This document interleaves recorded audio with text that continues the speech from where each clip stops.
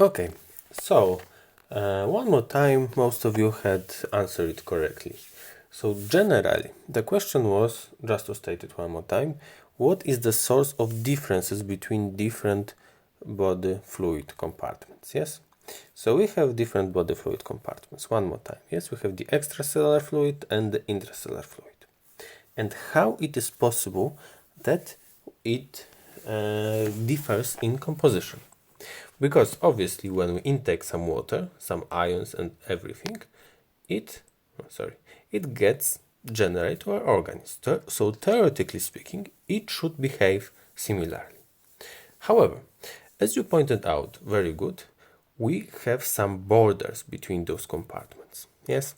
So the border between the intracellular fluid and extracellular fluid is the cellular membrane.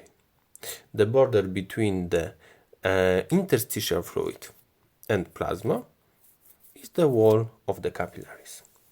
So these walls gives the possibility of differences of composition. Okay. Another thing, we also talked when we are talking about the cellular membranes that they have a lot of structures on them. Yes, we talked that a lot of compounds cannot penetrate the cellular membrane. Some can, but slowly. Others, big group of them, can penetrate only through specialized structures like channels and pumps. So this is important concept. So if we have specialized structures on the cellular membrane, the cell can control what gets through. So if it controls what gets in and what gets out, it also controls the composition of the fluid in and out. So our cells are able to control the composition of the fluid. So what is in this fluid, what proteins, what ions and so on, what are inside the cell and what gets outside of the cell. Also, the capillary membranes are able to do the same. So they are able to control what gets through them and what does not. And this is the source of the differences of the composition. The other thing that you need to consider are the proteins. We already talked about the differences of the concentrations of the proteins in different compartments. Generally, as you know, proteins are produced by the ribosomes, yes? So these small structures in the cell. These small structures